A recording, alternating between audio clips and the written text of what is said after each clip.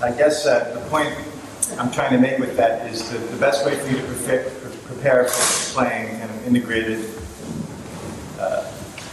support from the bass is to practice, I think, playing off of yourself and creating complete statements that kind of stand on their own that can be integrated into a group concept.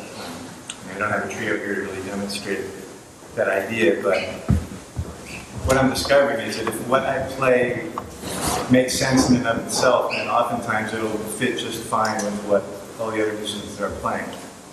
And it's just a matter of personal taste and being aware of the general, like the composite rhythm of the musicians you're playing with that helps you choose what you like to do in any given setting. So I know it's cliche, but I think that the best players are also great listeners, just like the best talkers, the best interviewers are good conversationalists. And so you need to be aware of what the activity level that the other musicians are functioning on, and then I prefer to choose a level that counterbalances what everyone else is doing, because there's usually more room there, sonically, and also more room to be heard. The question is, and so what I'd like to do also is discuss some habitual things that people play from support, if in the bass part, that I think can be easily expanded or opened up in your way of thinking about things. And so I'd just like to mention a few of those things and encourage you to explore them yourselves. One is that the bass, because it's, let's face it, it's physically difficult to play. The hands tend to get grooved into certain patterns that feel good and that produce predictable results. And hence, when people are playing walking bass lines and playing supportive things, a lot of times you'll find the left hand is closed into some sort of box, bearing a striking resemblance to the 3-fret box on an electric bass, if you think that way. Just because basically that's the way the instrument's built. But the danger inherent in that is that the bass starts to dictate to you the choices that you make and how you approach the instrument. So I think with some conscious thought, you can kind of rail against that and not get totally locked into basically playing bass lines in very close intervals that kind of do the meandering thing, which can be totally fine, but if you do too much of it, like anything, it gets monotonous. So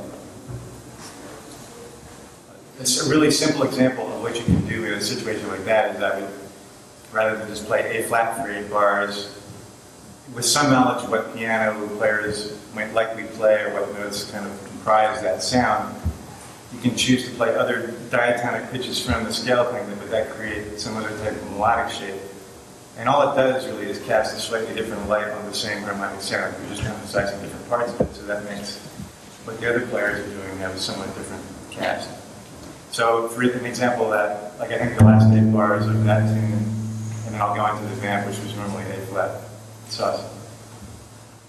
I don't know how familiar you are with this tune, but so the last few bars.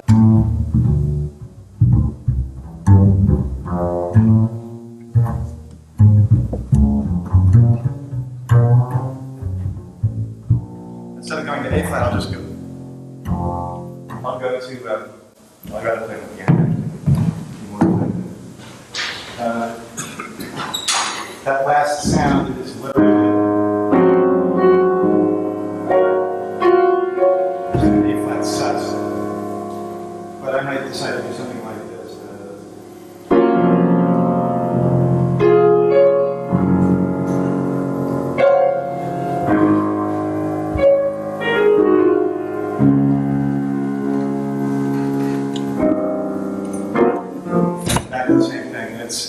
it's not brain surgery, but it's some kind of idea that, again, changes the landscape just subtly. And you know, I find people tend to react more positively to that sort of thing, where you're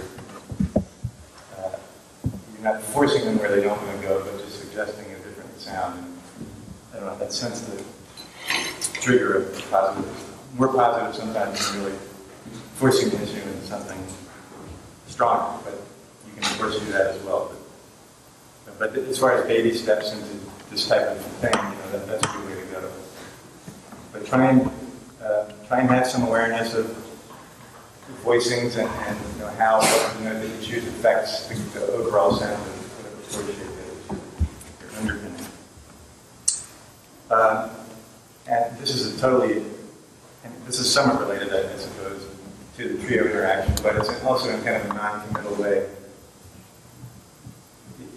I've been interested in another effort to break away from the tyranny of how your hand fits on the bass, is trying to visualize what's available to me as a player on the fingerboard, but not as far as hand shapes go, but more just location of pitches that kind of pop out as being available, and then trying to use them in a different, interesting way as far as